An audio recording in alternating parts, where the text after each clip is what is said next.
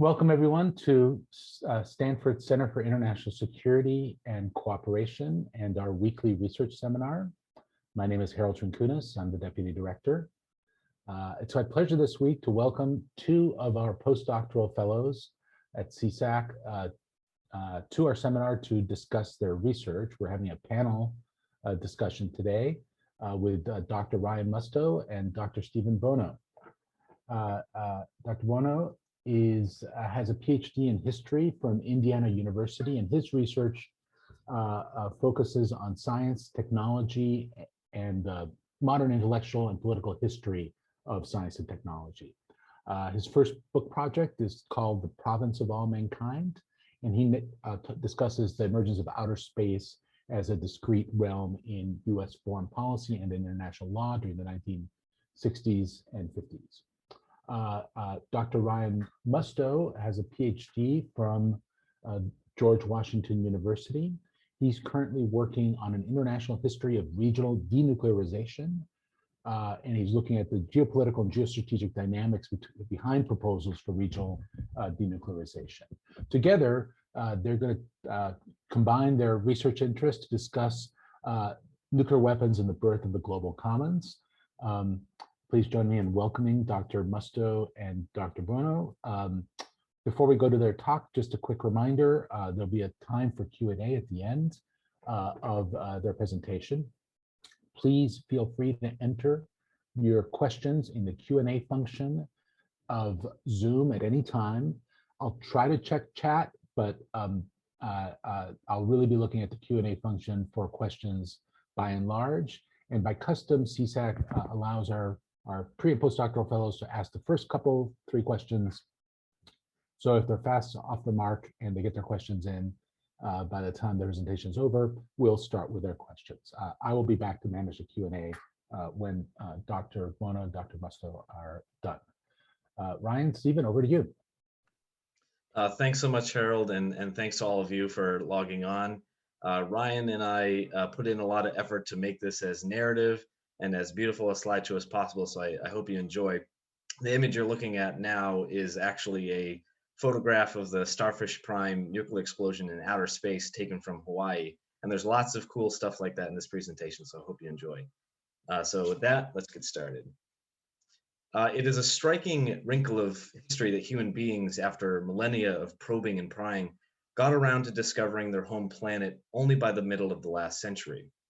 To be more precise, Homo sapiens finally got the full picture over 18 months between 1957 and 1958, the so-called International Geophysical Year, or IGY for short. The IGY was a massive international project in which scientists from more than 60 countries participated in the study of the Earth and its planetary environment. Their research hoped to illuminate 11 crucial areas of geophysics, including cosmic rays, meteorology, seismology, and solar activity. To conduct this research, scientists penetrated Earth's three most remote and inhospitable regions. First was Antarctica. Beginning in 1955, the United States, the Soviet Union, and a half dozen other nations arrived at the South Pole to conduct research on glacial movements, Antarctic hydrography, weather patterns, and marine life. The Dakota plane to the right of the slide arrived in October 1956 with not only Navy scientists, but filmmakers from Walt Disney Studios, who created an award-winning documentary about the IGY posts on the frozen continent. At the same time, 80 ships from 20 countries spanned over the world's oceans to measure deep currents, the temperature, salinity, and oxygen content of the seabed, as well as mineral resources of new submarine topographies. The image to the right is a chart of a British-American survey of the Atlantic. Each dot represents a point where scientists gathered data that would eventually contribute to our current understanding about the impact of global warming on sea levels, the effect of current on climate and fisheries, and how radioactive waste in the ocean is dispersed. Finally, and most dramatically, was exploration of outer space by artificial satellites. The zenith of the entire IGY, of course, was Sputnik, what one historian accurately described as the shot truly heard round the world. Explorer 1, the United States' first satellite, was the first to carry scientific instruments, which measured cosmic rays. Research under the IGY allowed both superpowers to accelerate their space programs and to cloak them in the glow of peace and scientific internationalism. This flurry of exploration in Antarctica, the ocean floor, and outer space helped furnish their image as global commons, areas to be kept from the groping claws of colonial powers and Cold War competitors alike, areas that is belonging to everyone and thus no one. Alongside scientific penetrations of these frozen expanses emerged explicit political projects to protect them from national sovereignty, pollution, and militarization. In the late 1960s, the American ecologist Garrett Hardin made the Commons a household name connected to resource sharing and scarcity with a famous essay in Science magazine. But a decade earlier, the desolate regions we examine here earned their status as zones to be freed from international political rivalries and war. In fact, they were to be laboratories for the transcendence of these things. In our popular and professional writing about the global commons, these narratives still hold. But today, Ryan and I hope to be two flies in the ointment, two mischievous toddlers pulling at the threads of this feel-good sweater. For the early history of the global commons contains as many ironies as it does achievements, as many myths as bona fide diplomatic triumphs. We begin with science itself. Our first argument is that as much as investigations like the IGY helped to create the global commons, so too did a fundamental distrust of science. As we will see, for all their appeal to cosmopolitanism, the mid-century explorations that opened up the Earth's frigid reaches were dripping with colonial and Cold War overtones born from new technological innovations. Indeed, when the United States began a series of clandestine nuclear tests in outer space codenamed Argus, the Pentagon used satellites reserved for the IGY, like Explorer 4 pictured here, to measure the effects. What the early history of the global commons shows us is that while exploration into remote areas helped solidify their status as special zones to be reserved for peaceful scientific inquiry, it was the dark potentialities of state-led science that convinced observers that these areas should be closed off to military research. Science, in short, was at once promoted and confined. The Janus-faced character of 20th century science brings us to our second argument, the relationship between the global commons and the nuclear revolution. Antarctica, outer space, and the seabed were, based on whom one asked, blank slates for international political relationships, pristine wildernesses crucial to the planet's health, or frontiers bubbling with economic potential. All three imaginaries required that the global commons be kept off limits to the nuclear arms race. And so they were by 1972, entrenching our view of the commons as nuclear weapon-free zones. But the development of nuclear weapons and the concomitant diplomatic struggles to prevent their spread was foundational to the idea of the commons from the outset. Despite the political and legal distinctions between the three areas we examine here, all three were united by the role that nuclear weapons and non-proliferation played in their origin stories. It is impossible, in short, to talk about the global commons without talking about nuclear weapons. A third and final irony was that at their creation, the global commons were neither global nor common. While negotiations that led to the Antarctic Space and Seabed Treaties did much to democratize international politics and reduce national sovereignty, they also helped freeze power imbalances in place and reify national sovereignty. And while less powerful countries like Argentina, whose representatives to the 1959 Washington Conference are pictured here, enjoyed seats at the table, it was ultimately a table at which the great powers had set the forks, knives, spoons, and plates. Suffice it to say that although the global commons were supposed to have transcended the Cold War system, they were political constructions of that very system in the first place. So with those basic arguments in place, I'll turn it over to Ryan to discuss the first of our global commons, Antarctica. Well, thanks so much, Stephen. I appreciate it.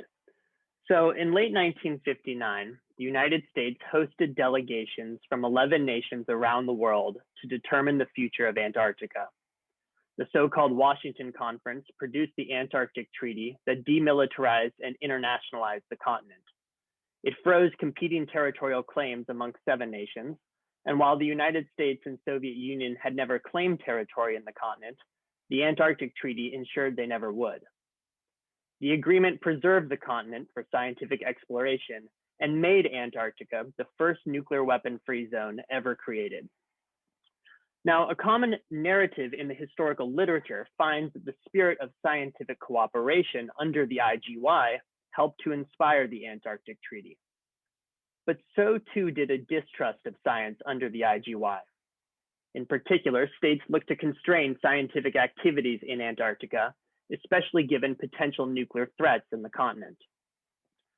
An early initiative emerged from India. In 1956, India called for Antarctica to be internationalized and used solely for peaceful purposes, and it pushed to have the issue addressed by the United Nations. India hoped to bolster its credentials as an anti-colonial power, but it also distrusted the IGY. New Delhi reasoned that the intense preparations made by certain nations for the IGY signaled an interest in the use of Antarctica for military and perhaps nuclear activities. No nuclear weapons had ever been placed in Antarctica, nor had any nuclear tests ever been planned. But rumors and whispers suggested that might change. As sources from the Indian National Archives reveal, India worried that Antarctica could soon, quote, become a field for international war, which in the atomic age would be disastrous. Even atomic experiments and explosions in this region may have very harmful results on the climate of the whole world, end quote.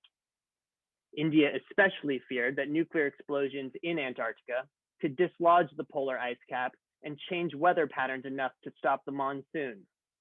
While India's initiative never reached the UN, it nevertheless heightened pressure on the international community to reach an agreement. India was not alone in its fears of what the IGY could mean for Antarctica. In early 1958, the United States worried about what would happen when the IGY expired at the end of the year.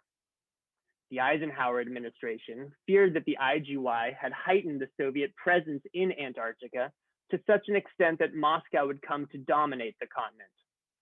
The United States especially worried that Soviet missile technology in Antarctica would impress the peoples of the Southern Hemisphere and allow Moscow to assert political control over the continent with so-called Sputnik diplomacy.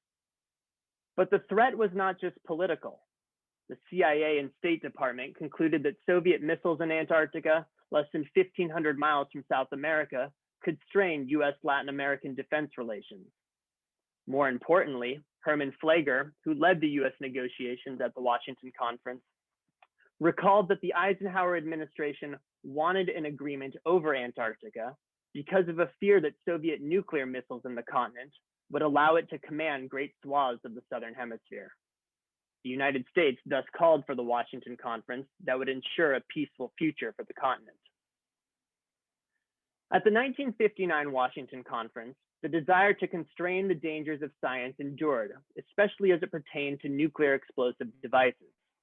The participating states generally accepted a ban on nuclear weapons under any agreement for Antarctica, but great controversy surrounded peaceful nuclear explosions, or PNEs.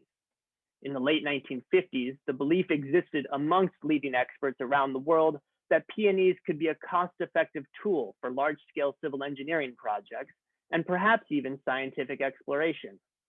It was believed that such devices could one day be developed to become clean in order to minimize radioactive fallout. This was the official position of the US Atomic Energy Commission.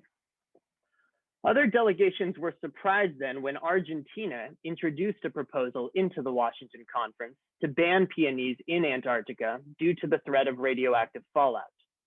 As Argentina correctly noted, PNEs were effectively no different than nuclear weapons. It seemed that domestic politics played a key role in Argentina's position, with opposition politicians using the issue in their campaign against Argentine President Arturo Frondizi. In any event, the issue quickly became a rallying cry for the delegations of the Southern Hemisphere, which used it to push back against the superpowers for their dangerous nuclear testing around the world. The United States railed against Argentina's proposed ban on PNEs. It claimed that such a prohibition would undermine one of the key purposes of the Antarctic Treaty, to ensure freedom of scientific discovery. PNEs appeared to offer great scientific potential in a continent of great scientific potential, and the United States wanted to preserve a path towards their use. The issue was the last to be resolved at the Washington Conference, and needing unanimity for any agreement, it held the entire treaty negotiations hostage. One document from the Chilean archives expressed fear that the issue would derail the negotiations altogether, especially after Argentina threatened to push a ban on PNEs north towards South America to cover the high seas. In other words, the issue of PNEs would determine whether Antarctica would in fact become a global commons. The episode exhibited the agency of a global South actor like Argentina, helping to dictate the final contours of the Antarctic Treaty. But the issue ultimately came down to superpower maneuvering. The United States had been able to convince the Southern Hemispheric delegations to water down their request and still provide a path towards peonies with unanimous consent before their use. But thanks to the Soviet Union, it was clear that halfway measures would not be enough. Moscow had been erratic on the issue, at times pushing for a complete ban on peonies, at other times none at all. The United States realized that if it wanted an Antarctic treaty, it would have to switch positions and secure a total ban. Beyond eliminating the Soviet military threat in the continent, a successful Antarctic treaty was important to the United States for its broader Cold War connotations.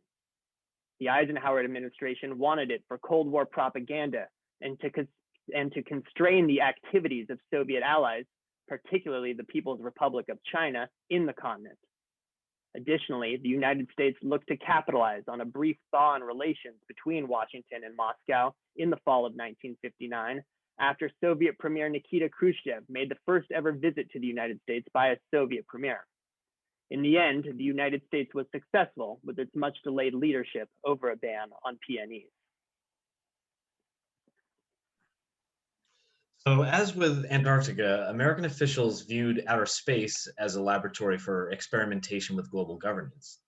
They viewed it as an ideal arena of politics for which the United Nations could serve as a fair arbiter of competing national interests.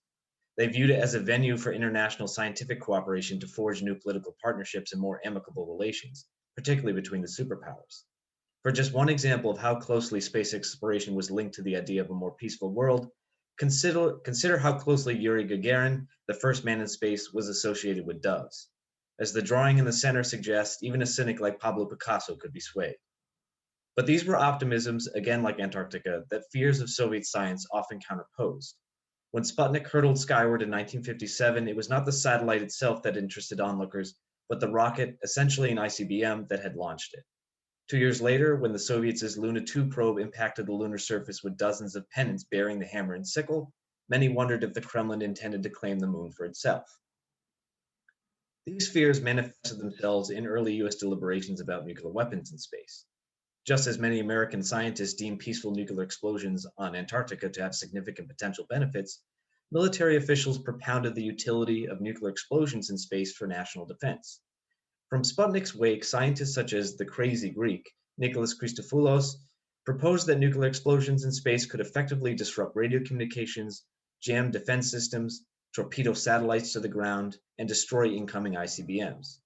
Explosions in space could even create an artificial shell of radiation around the Earth that would enable the United States to control access to space.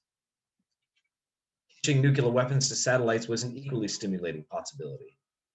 Depending on the number of orbits of bombardment satellites, the United States could target any spot on the globe within minutes. Forget the Minuteman, the Polaris, or the B-52. Orbiting bombs would guarantee the doctrine of mutually assured destruction so long as the United States maintained technological supremacy in space. Even Thomas Schelling thought the terror weapon should be evaluated on its merits. Adding satellite bombardment to the existing deterrence complex might, quote, keep Khrushchev from being reasonably sure that he could get away with a surprise attack, end quote. Besides, he said, people might, quote, learn to live with a lethal satellite system hanging over their heads.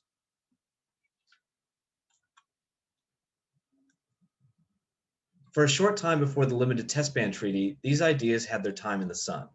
From 1958 to 1962, both the Soviet Union and the United States clandestinely detonated, as this chart shows, nearly a dozen nuclear bombs in outer space.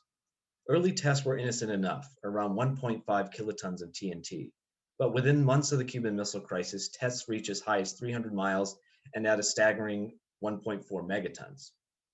When the United States set off the Starfish Prime explosion in August 1962, it blew out street lamps and set off alarms on Hawaii, where tourists on the beach gawked at the explosion's menacing red glow.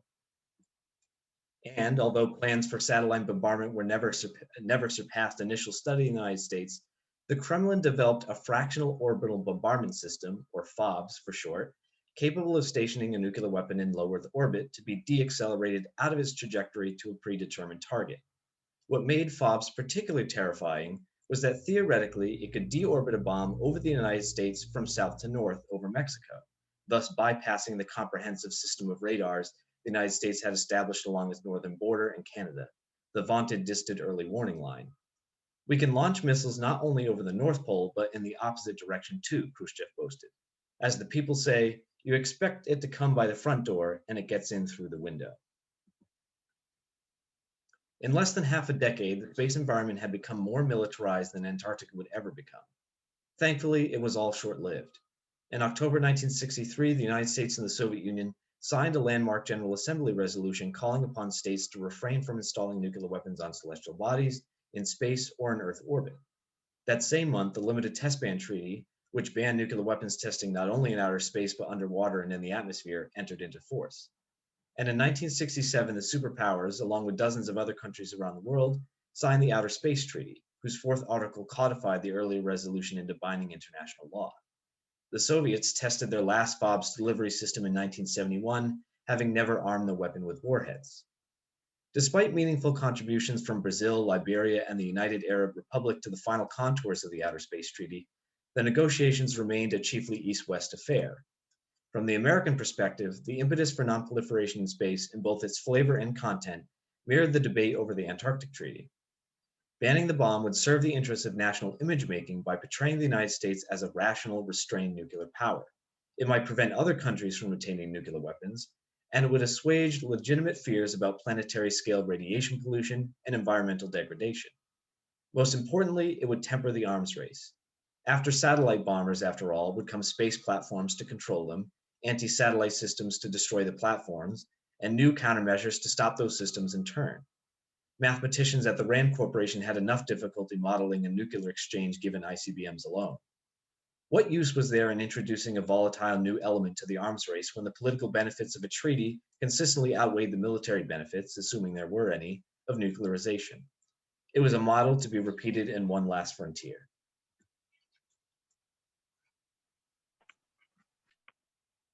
The 1971 Seabed Treaty banned all weapons of mass destruction and their delivery devices on or below the ocean floor outside a 12-mile coastal radius. The agreement would be enforced through national observation and be followed by escalatory steps leading to potential action by the UN Security Council. It made the seabed the third and final uninhabited frontier to be denuclearized. The agreement emerged from a mad dash for the seabed during the 1960s. Over the course of the decade, humankind's interaction with the region no longer seemed confined to the pages of a Jules Verne novel. In 1960, the US Navy descended 35,000 feet to touch down on the deepest part of the ocean. It seemed, though, that humankind might be more than just passing visitors. Jacques Cousteau's famous experiments had divers living for weeks in underwater abodes off the coast of Marseille, a feat the US Navy replicated for longer durations and at deeper depths off the coast of San Diego. Beyond scientific research, the seabed appeared to offer a bounty of untapped natural resources. Oil, gold, diamonds, precious ores, and more shimmered beneath the surface, and states joined with big business to wage a human invasion of the region for its deep riches. But it quickly became clear that penetration of the seabed could lead to its militarization.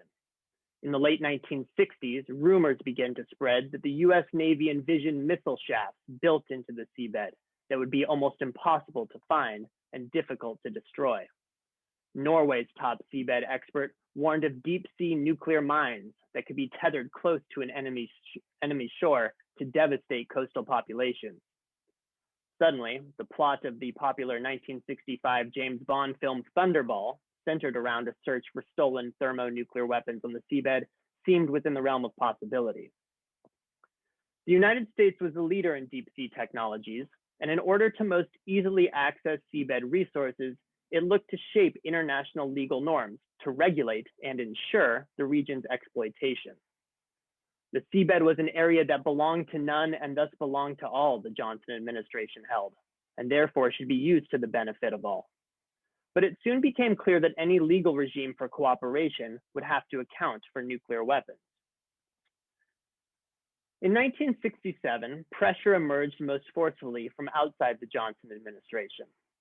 That fall, US Senator Claiborne Pell of Rhode Island called for the denuclearization of the seabed as a way to reduce Cold War tensions and prevent destabilizing actions.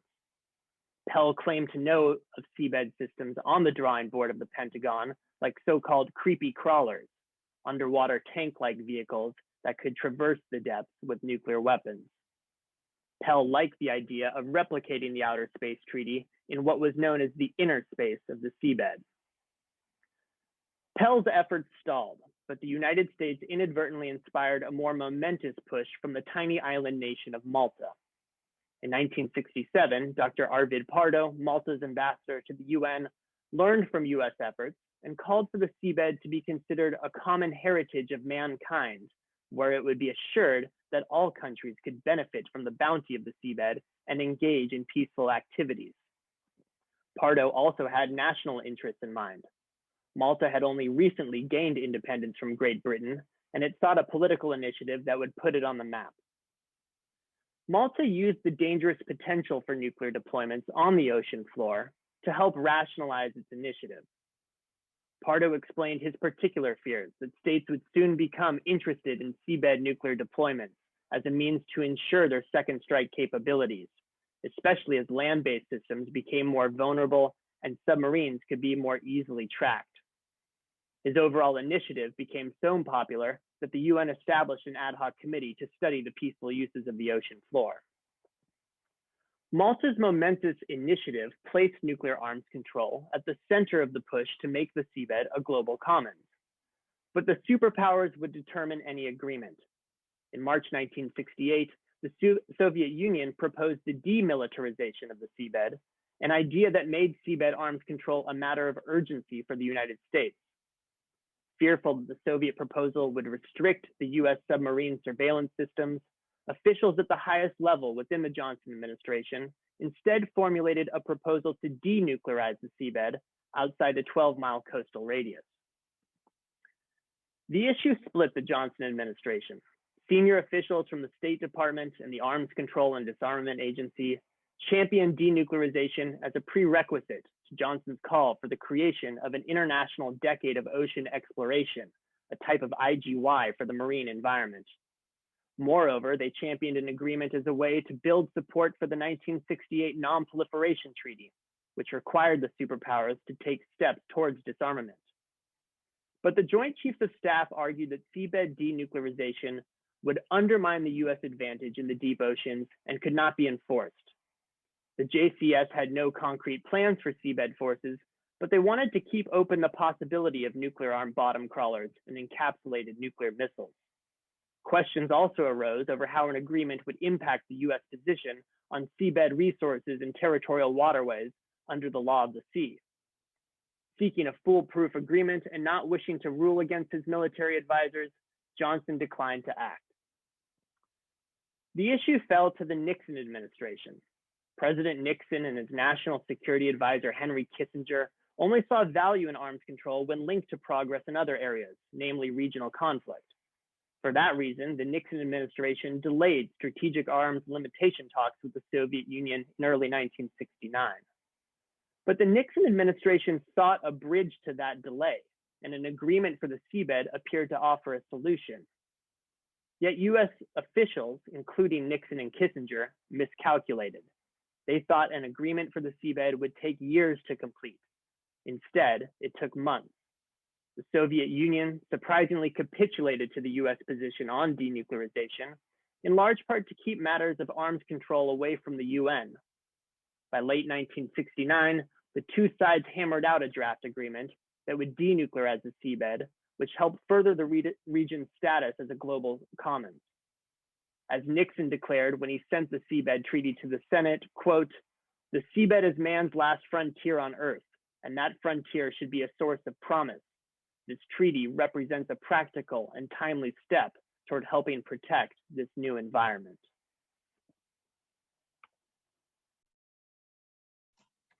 So it's true. We've thrown at you the diplomatic history of three very distinct regions that were denuclearized over 3 different decades.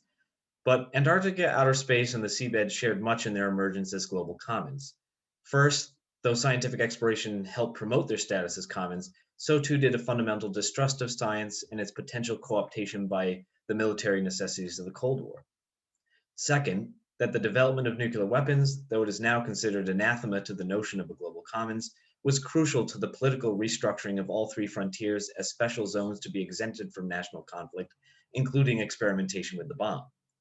And finally, while we now view global commons as lending greater leverage to the global south, and indeed Southern nations made significant contributions to the denuclearization of these areas, the creation of the commons more often than not privileged the interests of the great powers, the United States and the Soviet Union most especially. At the very least, the treaties we've discussed in this presentation would not have been possible without them. Nor was their achievement reached in isolation. Seabed negotiators saw outer space as a model for the Earth's inner space, and space negotiators in turn viewed the Antarctic Treaty as a prototype for their own work. Surely, looking into the future, it would not take a great leap of imagination to suggest that all three agreements will continue to shape the trajectory of international denuclearization. So with that, we look forward to your questions and comments in the Q&A. Thank you so much.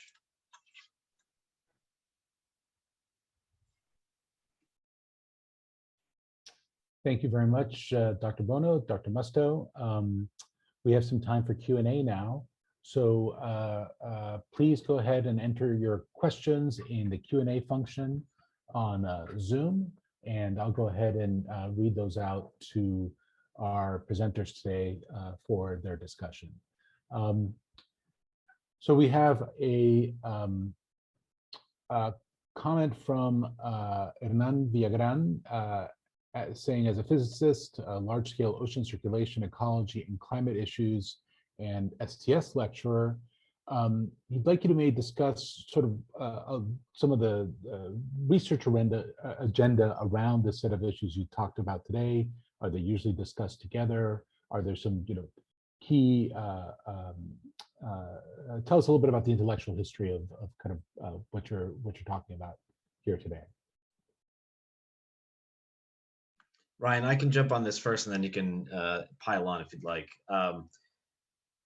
Although the global commons tend to be, as an intellectual idea, talked about as a group together, I can tell you that historically, outer space and Antarctica were so closely linked that there are numerous books written in the late 50s and early 60s that talked about the Antarctic Sea analogy in international law. So as the United Nations, there was a special committee called the Committee on the Peaceful Uses of Outer Space, called COPUOS. And when they got together to negotiate the contours of what eventually would become the 1969 Outer Space Treaty, they made explicit and numerous references to language in the Antarctic Treaty and the sort of spirit of the Antarctic Treaty. And there are several phrases in articles of the Outer Space Treaty that are just lifted word for word from the Antarctic Treaty. So that there definitely is a link there. And they're often spoken about together.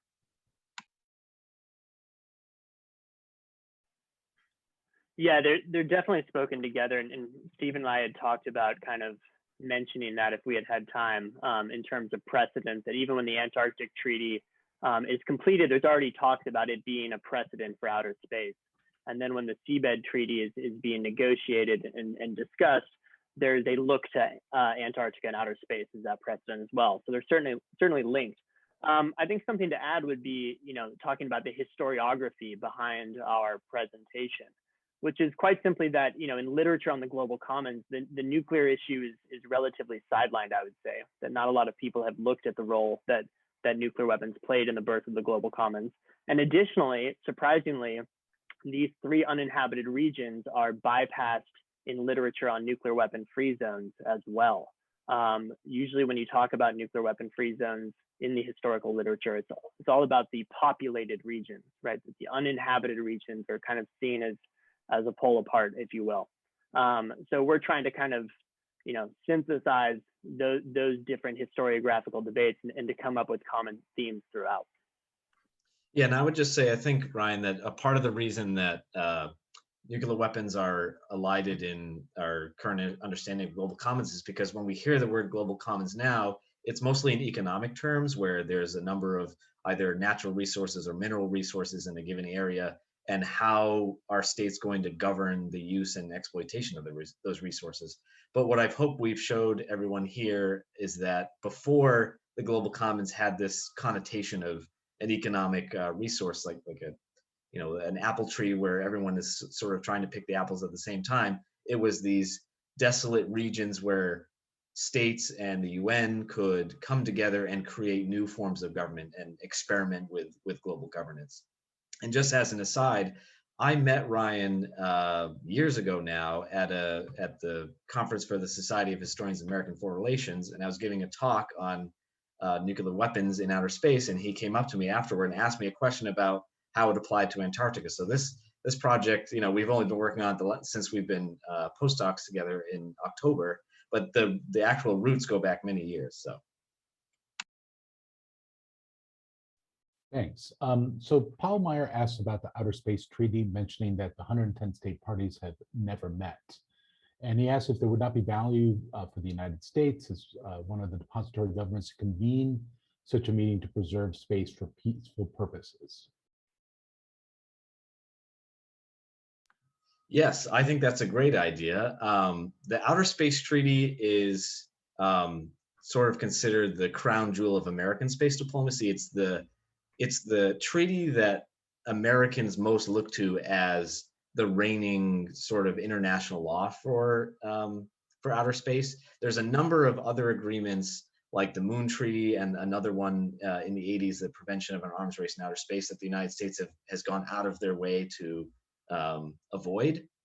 And so if there is going to be some kind of development in international space law, and I think we all would agree that we need it, it's going to have to be based on the 67 Space Treaty as opposed to these other agreements, because I don't see the United States being enthusiastic about the other ones anytime soon. So, I think short term, a conference convening all the members of the Outer Space Treaty signatories is a fantastic start. Great. As I mentioned at the beginning, we do give priority for the first couple of questions or CSAC pre and postdoc fellows, and I see one of their questions now from John Emery. He asks, based on historical research that the two of you have done on these agreements, what lessons learned do you think there would be for arms control today?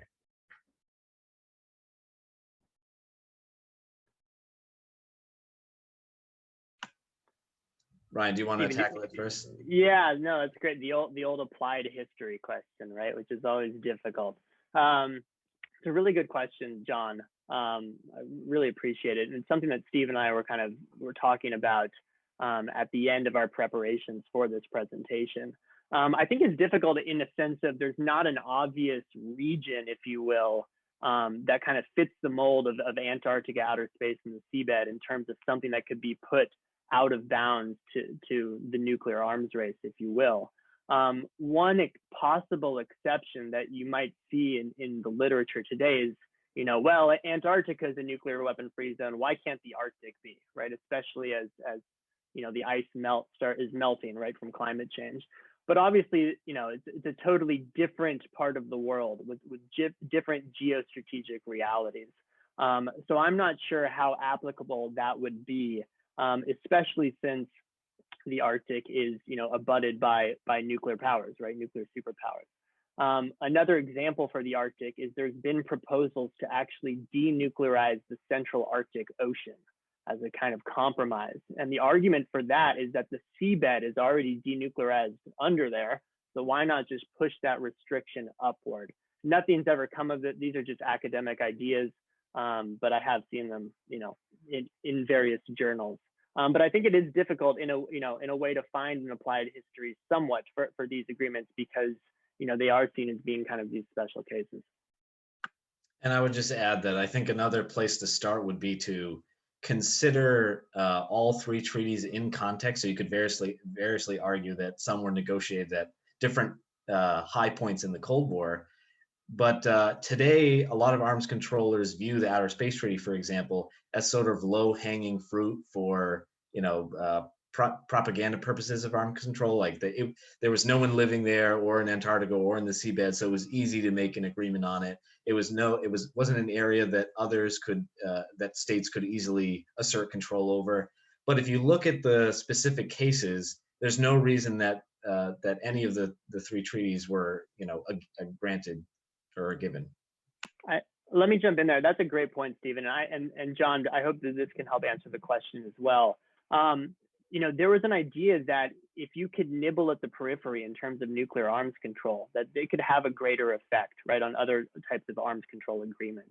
And so perhaps that is, the ultimate lesson, right, that it can be confidence building measures, even if it's not seen as central to the Cold War, at least at Antarctica, for example, wasn't seen as central to the Cold War, right? But that can lead to progress elsewhere. It's about kind of exercising the muscles of cooperation. Thank you. Let's go to a question now from Hugh Gusterson. He asks, what role did grassroots organizations play in these developments, if any?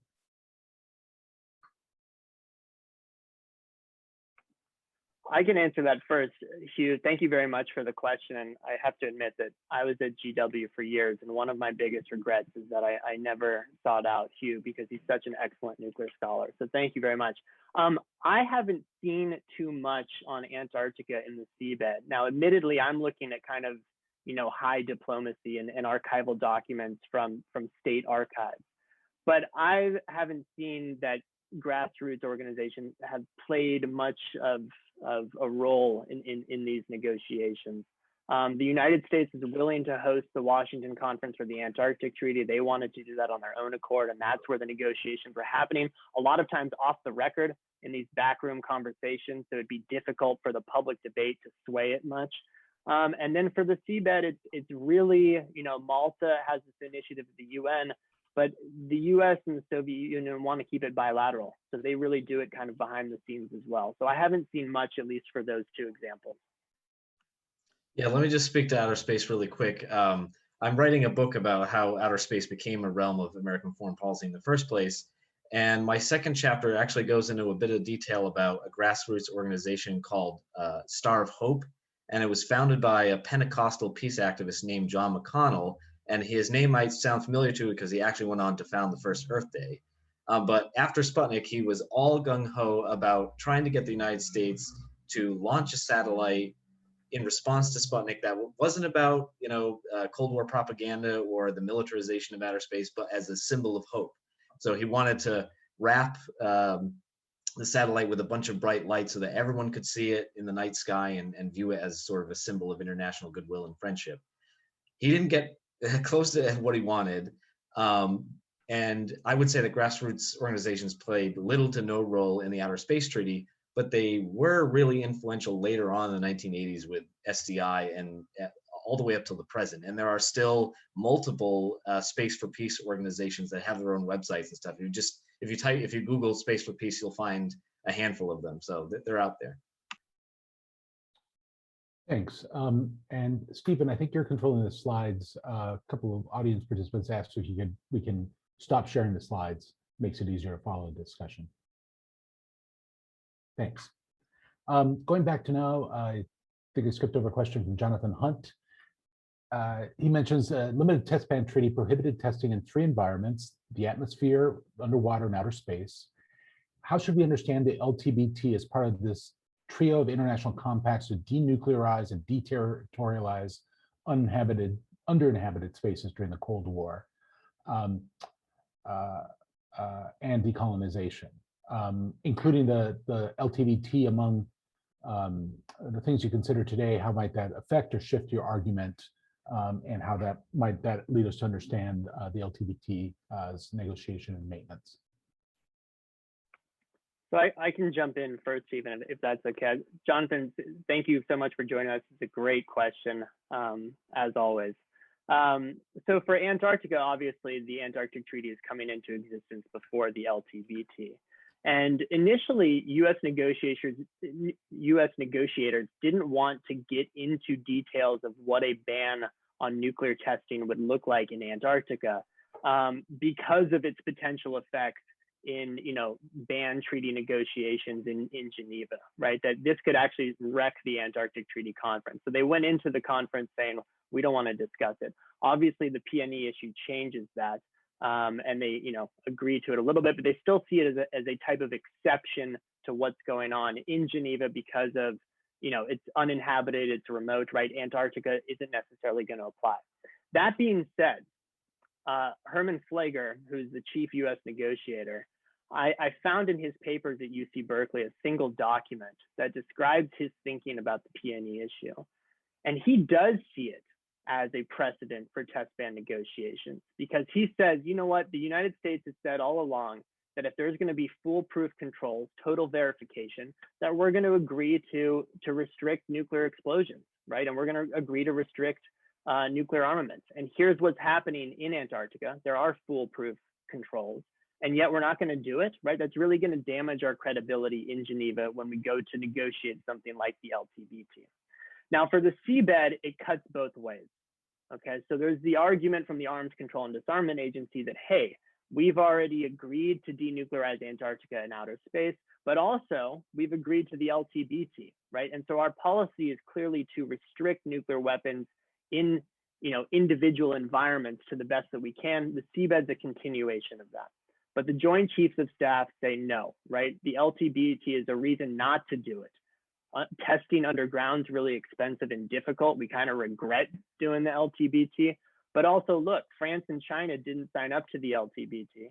And that's what could happen under the seabed agreement, that we're going to restrict ourselves, but others aren't. And we're going to be at a disadvantage, right? So it really cuts both ways there. That's a great question. Thank you. And let me just add really quick that when Ryan and I got together to put this presentation together, I think we basically used the 3 treaties as like silos in which to compare them.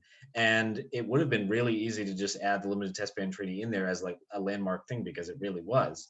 I can tell you that with regard to space, the General Assembly resolution that the Kennedy administration was working on over the course of 1962, I base a lot of that research on documents from the Kennedy Library, and they almost all make references to what in tandem the limited test ban treaty and this ban on nuclear bombs in space would do for US-Soviet relations. So there definitely is that important connection.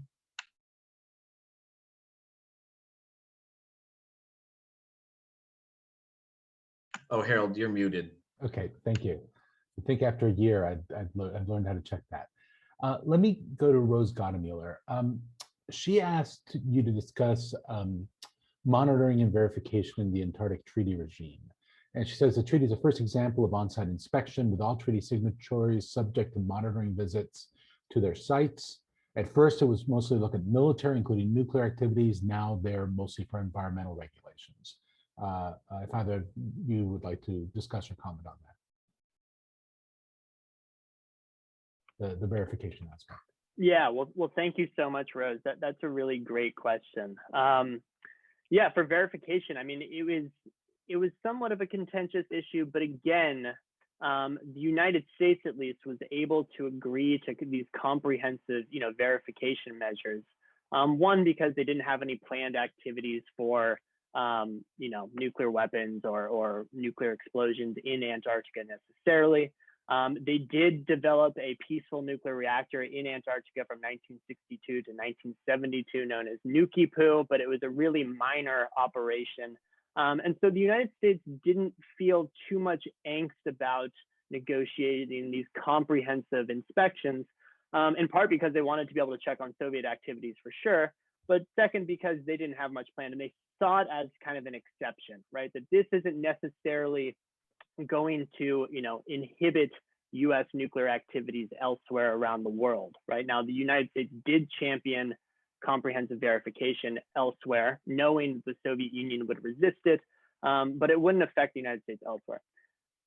Fast forward to the Seabed Treaty, and there's real resistance amongst the military establishment for replicating what was happening in Antarctica with comprehensive inspections to the seabed. And there was a big fear that it would allow the Soviet Union essentially to be able to go up to the submarine listening systems that the United States, these sensors that the United States had positioned around the world on the seabed and inspect them and get intelligence. And so the military says kind of, let's just have a very broad, clause. Essentially, it says national observation, which is really kind of obscure, right? And in the hopes that, we're not going to grant access, totally to these installations, right? It has to be kind of done from the outside. So it's a really interesting question. Thank you so much. Thanks. Let me go to a question now from Rob Rakov.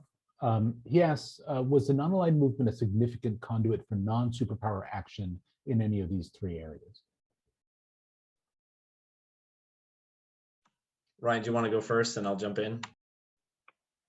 Yeah, thanks so much, Rob. That's a great question. And I'm not totally surprised.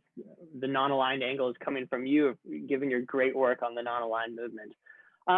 Yes and no, right? So, there's a fear for Antarctica that the non-aligned movement and kind of, the Afro-Asian world at the UN even, right, is going to commandeer this issue. And you see this with India's proposal in '56. India is trying to kind of assert itself as this anti-colonial power. It needed an initiative at the moment, and it targeted Antarctica and kind of, these assertions of colonial control over pieces of Antarctic territory to kind of, shore up its bona fides as an anti-colonial non-aligned power. So in that sense, the superpowers want to keep it away from the UN. They want to keep it away from the non-aligned movement. And so they keep it, in this 12-nation conference that is very, clearly delineated in who gets to participate and who gets to determine the future of Antarctica. For the seabed, I would say the best example comes from Malta. Now, Malta is not, some leader of the non-aligned movement, but it became independent in the mid-1960s. And it really wants to become this kind of international conduit between north, south, east, west. And it sees that a proposal for the seabed could give it influence in that regard. Like I kind of said, put it on the map. So it's not the non-aligned movement per se, but it's the idea of non-alignment and kind of becoming a leader in that regard. But for that treaty, it's really mostly the United States and the Soviet Union that are hashing it out kind of behind the scenes. I think the non-aligned movement plays a little bit larger of a role in the negotiation of the Outer Space Treaty and another space treaty I'll talk about in a second. With the Outer Space Treaty, Brazil contributed really important language to the first article about sharing of economic and technological resources gathered in space with the entire world, regardless of how developed they were. The United Arab Republic contributed important language that never made it into the final document about hostile propaganda. So there were lots of global South countries that were really concerned that, even though satellite television could be a tool of education and uplift, it could just as easily be a tool of propaganda and mind control and stuff like that. So there was that language in there. By the late 70s, when the United States was involved in negotiations over the Moon Treaty, there was an explicit block in the UN Copious that wanted to manifest the new international economic order whereby resources would be shared into the Moon Treaty. So they tried to basically establish clauses whereby an international authority that was similar to the one being built in the Law of the Sea negotiations on the moon. So just because basically the United States or Russians got there first doesn't mean that they get to take whatever they want out of the moon. So by the 70s, the new international economic order, the G77 had gotten together in space law negotiations for sure. Thanks. We're starting to run out of time and we have way more questions than we can get to. I'll make sure to pass the questions that we don't have time to get to today on to Ryan and Stephen. But in the interest of time, and because I think it's a really interesting set of questions, I'm going to pair two questions. The first is from Karthika Sasikumar, who says that given that new space entrepreneurs like Elon Musk are starting a new race to establish possession in outer space, is it time to revive the notion of the global commons? I apologize. And let me pair that with another question from Sadia Pekanen, who asks, she has a question about the fundamental premise of the talk Can you comment on the controversy about using the term global commons to view outer space today? For example, the executive order in April 2020 in the US makes it clear that the US does not see outer space as a global commons. Those two questions are at least adjacent, if not in tension with each other. If you could just talk to that. Yeah, sure. Yeah, I followed the executive order very closely when it came out. If you go to that website now, the whitehouse.gov, that executive order has already been taken down. So I'm not sure the extent to which it still applies, but it was very revealing. NASA, beginning at the end of 2019, began to issue something called the Artemis Accords. It was a series of agreements whereby NASA and other space agencies around the world would agree on a set of basic legal principles that more or less mapped onto the Outer Space Treaty.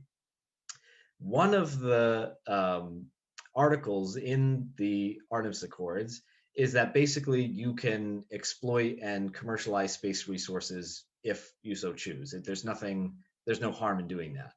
And the legacy of the moon tree that I just explained a minute ago is basically manifested itself again all these years later in the debate over lunar resources.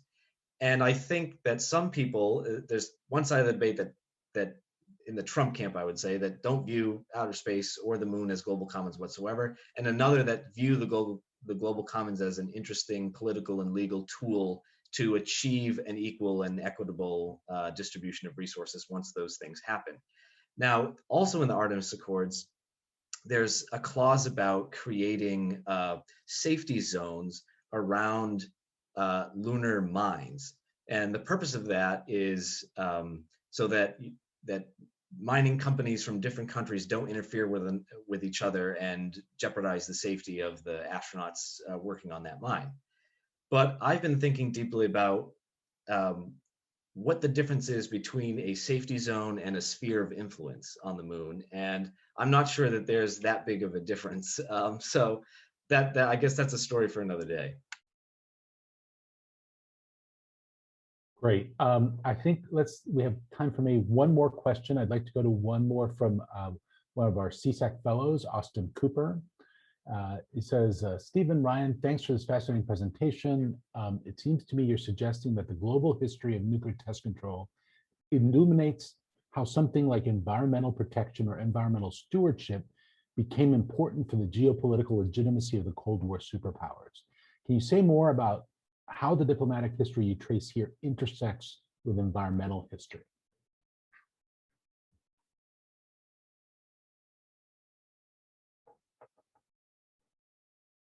Yeah, I mean, clearly environmental concerns in 1958 were not as acute as they are today. But I think there's an interesting duality between what some in the Pentagon were saying about control of nature and how that might serve the interests of military power, but also this very coming into being of a nascent environmental movement. And there's a book by Jacob Hamblin called Arming Mother Nature that addresses that, that could answer way better than I can. Well, thanks so much, Austin. It's a really great question, and thanks for being here. The late 1950s are obviously very different than the late 1960s in terms of environmental awareness, but there is conceptions of it during the Antarctic Treaty negotiations. For example, and I should note that the Antarctic Treaty prohibits the dumping of radioactive waste in Antarctica. And this was something that was actively considered by British officials. So it wasn't just some kind of pie in the sky idea. So New Zealand really pushes that prohibition for dumping of radioactive waste and gets its way. And more broadly, there's this understanding by the late 1950s that, nuclear testing is really bad, right? And so Argentina, for example, with its fear of PNEs, goes to US officials and says, your Argus series of nuclear tests that Stephen mentioned earlier, over the South Atlantic, that affected our population essentially, and we can't be having it. And it affected our environment. Now, I should note that it cuts both ways. Some people, including the New York Times science editor, said that Antarctica is a perfect place to test nuclear weapons because there's no natural flora and fauna, or I guess there's minimal amounts compared to other regions. and no, indigenous human population. So it can cut both ways. By the 1970s for the seabed, or the late 1960s, I should say, for the seabed, the environmental movement is, in full swing. And the United States really sees this as promoting its own environmental initiatives. Johnson wants to establish marine preserves, for example. It wants this international decade of ocean exploration. And in order to do that, it's seeing that, well, you need to, ban nuclear weapons on the seabed. So it's seen as kind of part and parcel with that. Fantastic. Well, unfortunately, we've run out of time before we run out of questions. A sign of a terrific presentation. Everyone, please join me in thanking Dr. Ryan Musto and Dr. Stephen Bono for sharing their research with us today. Thank you, Stephen, Ryan. Thank you, everyone.